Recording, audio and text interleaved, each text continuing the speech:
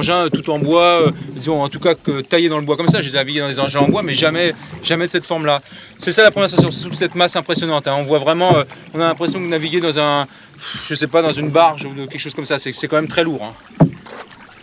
Je pense que la masse qu'on va pouvoir mettre dedans n'a pas beaucoup d'importance. Une fois qu'on est parti, on est parti tranquillement, un peu comme une péniche qui va se lancer, puis une fois qu'il va entretenir sa vitesse par une énergie pas très importante en fait. Moi ça veut ça.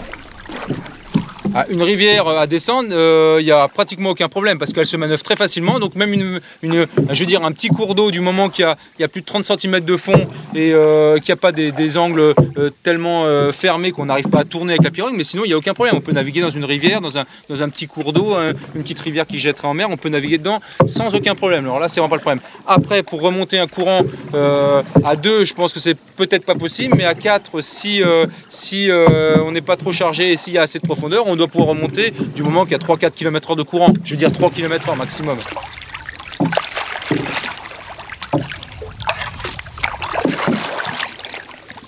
Bon, on voit que c'est très stable, il n'y a pas de problème, hein, même debout, je me mets debout, là, je peux appuyer dessus vraiment fort, j'arrive même pas là. Voilà, un peu. Vraiment, on a vraiment de l'inertie, je peux faire. Elle est presque dure, je sais même pas si on arriverait à la retourner, c'est vraiment difficile. On essaye Mathieu, voir si on y arrivait, mais bon, on y arriverait peut-être, mais tu vois, et on force, on n'y arrive pas. Pour le moment, on n'y arrive pas, honnêtement, hein, c'est pas. Attention. Oh non, on n'y arrive pas à la retourner. Hein. Charger comme ça, c'est vraiment stop. Allez, on fait le chargement là. Mets l'arrière vers l'arrière là. Est-ce qu'on fait un tas à monter? Évidemment, on va monter le centre de gravité, la stabilité. Moi, va en perdre. Le mettre déjà le plus en bas possible. Après, le répartir du milieu vers l'arrière et après vers l'arrière. Du milieu vers l'arrière. Bon, ok. Allez, 19. 20. Ouais. 22. 28.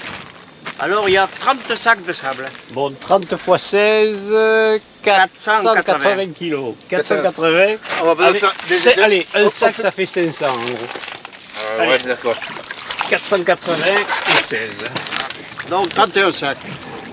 31 sacs. Voilà. Et on sent déjà que c'est autre chose. Hein.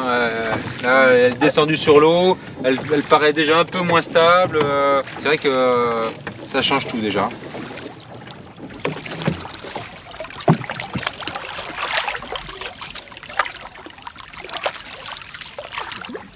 Elle est aussi stable, mais par contre on sent qu'on a moins la possibilité d'avoir de gîte parce qu'on est tout de suite près de l'eau. Regarde, tu vois là, pourtant elle est très stable. Hein. À l'arrière, pareil, pratiquement la même stabilité, à quelque chose près, mais plus facilement remplissable en tout cas. Ouais. Mais sinon aussi stable, hein. Debout, non, pas pratiquement pareil. Et par contre on est tout de suite près de l'eau, ça veut dire que là on pourra embarquer de l'eau, pas par rapport à la stabilité, mais par rapport au clapot à l'arrière, au clapot.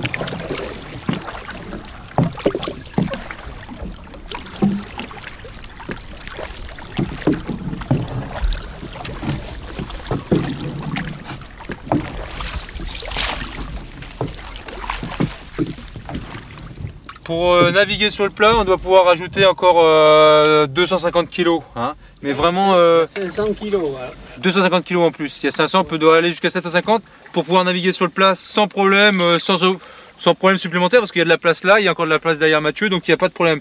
Le seul problème, c'est qu'on va encore rebaisser le niveau de la pirogue et il faut vraiment qu'il n'y ait pas du tout de vagues, ni vagues de vent, ni de vagues de mer. Donc on peut charger parce qu'on sent qu'elle est hyper stable, il n'y a aucun problème, mais après c'est la hauteur de la pirogue par elle-même qui va poser des problèmes. Mais sinon, pour la faire avancer, franchement, c'est vrai qu'on sent que c'est un peu plus dur, mais à peine plus dur parce qu'au bout de 10 coups de pagaie, on a pris une certaine inertie et bon, bah, comme on disait tout à l'heure, comme une péniche, on est parti là, hein, donc c'est bon, là, il n'y a pas de problème.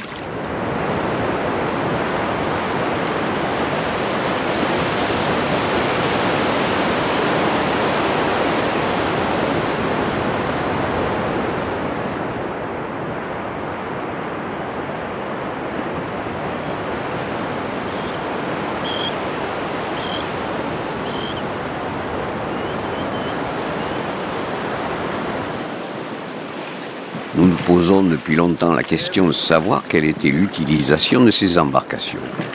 Nous pensons bien entendu qu'elles servaient à la pêche ou au transport sur les eaux calmes du lac. Mais il ne faut pas oublier qu'à l'époque qui nous intéresse, il y a plus de 2000 ans, le lac primitif de Sanguinet communiquait avec l'océan. Si la pirogue, reproduite à l'identique, conduite par des pagayeurs expérimentés, franchit sans dommage la barre de l'océan, alors l'image que l'on a des habitants de l'Estelle du Large s'en trouvera modifiée. On ne les verra plus comme isolés, repliés sur eux-mêmes, vivant en autarcie, mais comme des gens capables de naviguer le long de la côte en pratiquant des échanges avec les peuples voisins.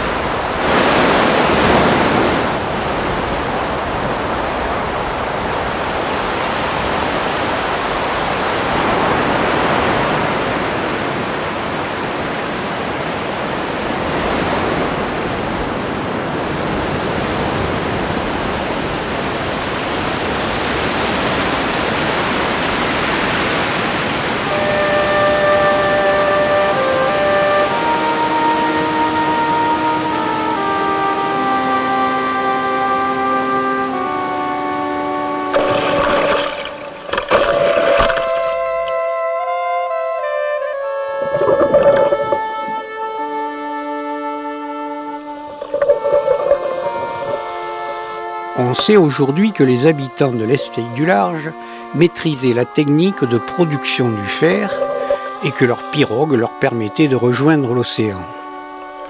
Maintenant que ces deux faits sont établis, nous avons une vision plus large des capacités de production et d'échange de ces sociétés de l'âge du fer. La recherche se poursuit maintenant sur des zones d'habitat qu'on a repérées récemment. Les vestiges que nous y découvrons nous permettront de mieux connaître la vie quotidienne de ces hommes qui vivaient il y a plus de 2000 ans sur les rives du lac primitif de Sanguinet.